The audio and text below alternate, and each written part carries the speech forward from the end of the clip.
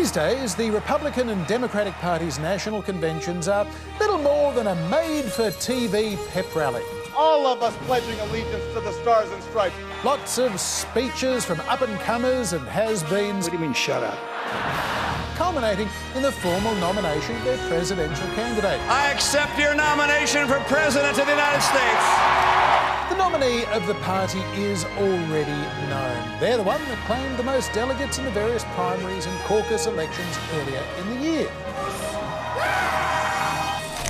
But until the 1970s, it was at the national conventions themselves, rather than in the state primaries, where the majority of delegates were won. Back then, primaries were an important show of strength for a candidate, but it was in the smoke-filled back rooms where party power brokers decided who would be their presidential nominee.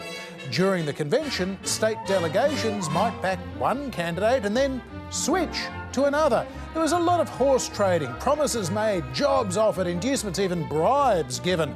All good fun, really. The last time Democrats took more than one ballot to decide on their nominee at a convention was in 1952, when Illinois Governor Adlai Stevenson took 3 rounds of voting to defeat Senator Estes Kefauver of Tennessee. Kefauver had actually won 65% of the votes in the primaries, but the majority of unelected party delegates ultimately backed Stevenson. As recently as 1980, President Jimmy Carter faced the prospect of a contested convention against Senator Ted Kennedy. Carter had enough delegates from the primaries, but Kennedy's supporters thought they could win over enough defectors to claim the nomination. In the end, they failed. A few hours ago, this campaign came to an end. Republicans last went beyond the first round of balloting in 1948, when it took 3 rounds to elect Tom Dewey for his second failed attempt at the presidency. The all-time record, though, for a deadlocked convention belongs to John Davis, a former congressman who emerged as the compromised Democratic nominee after a marathon 103 ballots at the convention in 1924 in New York. 58 names were put forward before the dark horse Davis ultimately won.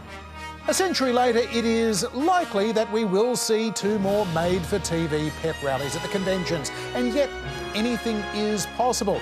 It's only party rules that bind delegates to a particular candidate, and parties can change their rules even at the convention itself. So, as unlikely as it may be, anything can happen.